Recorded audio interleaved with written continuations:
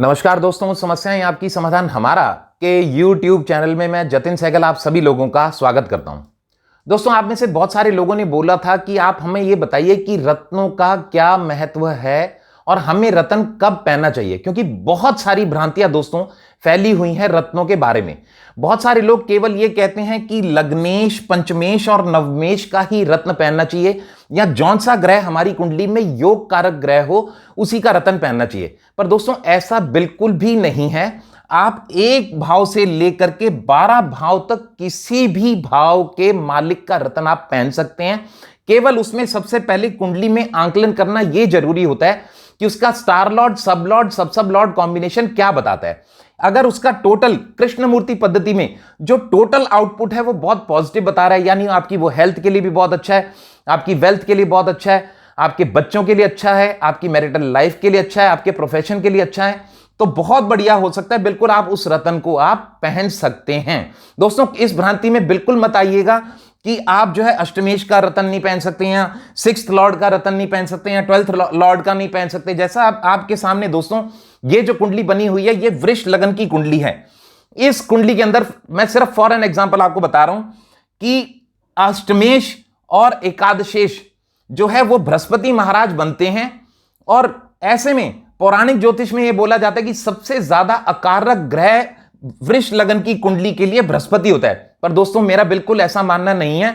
मैं ये जिस व्यक्ति की कुंडली है मैं उसके बारे में बात कर रहा हूं। इस व्यक्ति की कुंडली में स्टार लॉर्ड, सब लॉर्ड, सब लॉर्ड कॉम्बिनेशन के अंदर जब बृहस्पति की महादशा चली तो उसे बहुत अच्छे रिजल्ट्स प्राप्त हुए। पर दोस्तों, जितने रिजल्ट्स उसको मिलने चाहिए थे वो नहीं मिले। आखिर में मैंने उसको पुखराज पहनवाया तो देखा कि वो प्रभाव जो है कुंडली में बढ़ गया। अब मैंने क्यों पहनवाया उसको, ये भी एग्जांपल बताऊंगा, उससे आपको एक आइडिया लग जाएगा कि कब हमें रत्न पहनना चाहिए।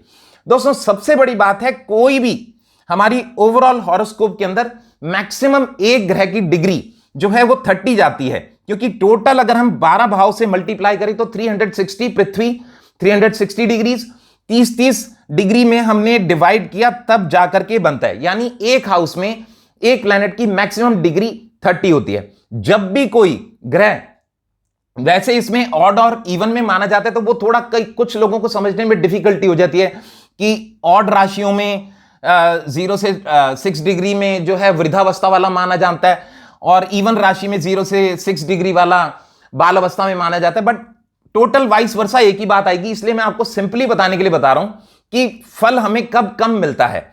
यानी जब भी कोई ग्रह 0 से 6 डिग्री के अंदर होता है, वो या तो जो है मृतावस्था का होगा या बाल अवस्था का होगा, तो ऑब्वियसली उसका फल हमें प्राप्त नहीं होगा। इसके अलावा दोस्तों, जब 6 से 12 डिग्री में होगा, ऑड इवन के अनुसार ही बता रहा हूं, जब भी कोई ग्रह 6 डिग्री से 12 डिग्री के बीच में होगा तो वो या तो कुमार अवस्था में होगा या वृद्धावस्था में होगा। केवल 12 से 18 डिग्री में जो प्लैनेट होगा दोस्तों, वो युवावस्था के अंदर होता है वो प्लैनेट, यानी पूर्ण बल वो देता है, उसके अंदर पूरा बल होता है। इसके अलावा दोस्तों, जब भी कोई प्लैनेट 18 डिग्री से 24 डिग्री में होता है तो वही वाली बात आ जाएगी कि वृद्धावस्था या कुमार अवस्था, ऑड इवन राशि के अनुसार। और इसी प्रकार दोस्तों, 24 से 30 डिग्री में जो होता है ऑड इवन राशि के अनुसार बाल अवस्था या मृतावस्था के अंदर आता है। तो दोस्तों, सबसे पहले जब कभी भी हमने किसी को कोई रत्न क्यों पहनाया जाता है, यानी उसकी आवश्यकता क्यों होती है, वो इसी वजह से होती है।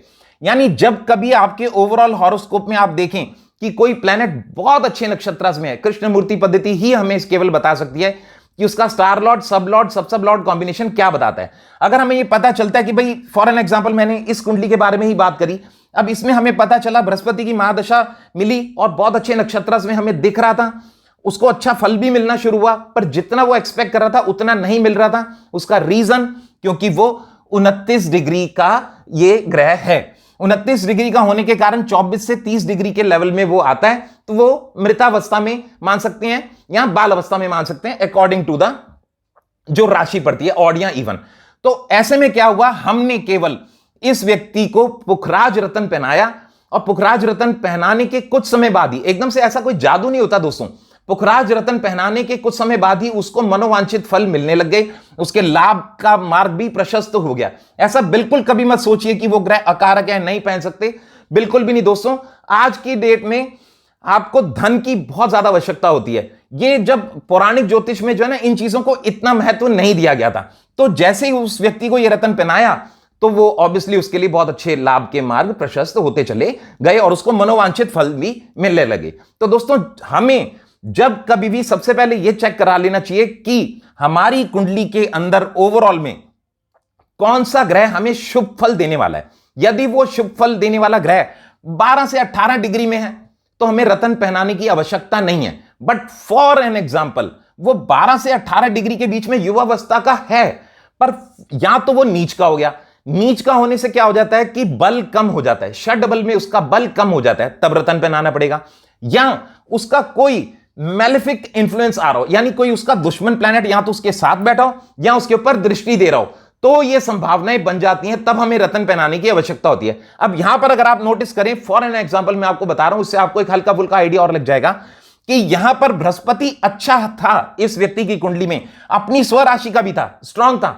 हम एक बार को चलो रत्न नहीं पहनाते, उसको बल मिल गया, 29 डिग्री का है, चलो इस वजह से हम पहनाना चाहते थे, बट इसके साथ साथ उसके ऊपर मैलेफिक ग्रह का इंफ्लुएंस भी था, यानी राहु महाराज यहां से 5वीं दृष्टि से उसको देख रहे थे, तो हमें रत्न पहनाने की आवश्यकता पड़ी। इसके अलावा दोस्तों, यदि ये राहु गुरु के साथ होता तो भी हमें रत्न पहनाने की आवश्यकता पड़ती। बट फॉर एन एग्जाम्पल, अब आप देखें यहां पर ये बुध है, इस कुंडली के अंदर बुध है, ये 16 डिग्री का बता रहा है और 6 नंबर की राशि में उच्च का होता है। अब यहां पर ये प्लैनेट इस व्यक्ति की कुंडली में ऑलरेडी शुभ फलदायी था, तो हमने इसको पन्ना बिल्कुल नहीं पहनाया, हमने बोला इसकी कोई आवश्यकता नहीं है। एक तो पहले से आपका प्लैनेट उच्च का है, उच्च का होने से षड बल में हमें दिशा बल मिल जाता है, अच्छा बल मिला। इसके अलावा वो 12 से 18 डिग्री के बीच में आ रहा है, तो आपको वो रत्न पहनने की आवश्यकता नहीं है। तो दोस्तों, हमेशा जब कभी भी हमें रत्न पहनना है तो हमें यह जरूर देखना है कि वेदर वो सबसे पहले हमारी कुंडली में अच्छे नक्षत्र में है कि नहीं, हमारे लिए शुभ फलदायी है कि नहीं, क्योंकि हमें रत्न केवल वही पहनना चाहिए जो हमारी कुंडली में हमें शुभ फल देता है। कभी भी अशुभ फल दान देने वाले ग्रह का रत्न हमें नहीं पहनना चाहिए, बल्कि उसका हमें दान करना चाहिए। और जब कभी भी कोई शुभ फलदायी ग्रह हो और वो डिग्रीज में कहीं ना कहीं कमजोर हो रहा हो या षडबल में कहीं ना कहीं कमजोर हो रहा हो, तो हमें उसका रत्न पहन करके उसके बल को बढ़ाना चाहिए। दोस्तों, रत्न से केवल ग्रेविटेशनल फोर्स मिलता है, ऐसा बिल्कुल मत सोचिए कि अननेसेसरी हमने ये पत्थर क्या कर लेगा। दोस्तों, एग्जैक्टली हम सिर्फ ग्रेविटेशनल फोर्स के लिए ही पहनते हैं। तो ओवरऑल में ये ध्यान रखिए, सबसे पहले आप अपने हॉरोस्कोप को चेक करवाइए कि कौन सा प्लैनेट हमारे लिए शुभ फलदायी है। कोई बड़ी बात नहीं दोस्तों, वो आपके छठे घर का मालिक भी ऐसा हो सकता है, क्योंकि जब हम भाव चलित कुंडली में देखते हैं कृष्णमूर्ति पद्धति में, तो हमें पता चलता है कि ये कई बार 8वें घर का मालिक भी हमारे लिए शुभ फलदायी ग्रह बन जाता है, जैसा कि मैंने इस हॉरोस्कोप के माध्यम से आपको बताया। अगर आप चेक करेंगे तो इनका अष्टमेश इनके लिए बहुत ही शुभ फल लेकर के आया और अब ये कामयाबी के रास्ते में ये व्यक्ति जा रहे हैं। इसीलिए मैंने एक छोटा सा एग्जांपल देकर के आपको बताया। तो ओवरऑल में हमें देखना है कि अगर कोई हमारे लिए खराब फल दे रहा है, फॉर एन एग्जांपल इस कुंडली में मान लीजिए मंगल हमें खराब फल दे रहा है, तो अब ये 25 डिग्री का है, तो हमें इसका ना तो रत्न पहनने कोई मतलब नहीं, बल्कि मैलेफिक इंफ्लुएंस में हमें और कोई फर्क नहीं पड़ता। अच्छी बात है, खराब फल दे रहा है, कमजोर हो गया, बल्कि हमें इसका दान करना चाहिए, यानी लाल मसूर का दान करें किसी गरीब को, या मंगल से रिलेटेड जैसे ब्लड का दान करें, तो हम एक ऑटोमेटिक एक छोटा मोटा आइडिया करके अपने जीवन को बैलेंस कर सकते हैं। दोस्तों, मैंने एक ही चीज हमेशा बोली है और हमेशा बोलता रहूंगा कि astrology is a divine science, no one can change your destiny but yes you can balance the things. यानी ज्योतिष एक दिव्य विज्ञान है, भाग्य आपका कोई नहीं बदल सकता, परंतु हां, आप अपने जीवन में होने वाली घटनाओं को थोड़ा संभाल अवश्य सकते हैं। इसी के साथ मैं अपनी वाणी को विराम देता हूं। मैं जतिन सहगल, समस्याएं आपकी समाधान हमारा यूट्यूब चैनल। धन्यवाद।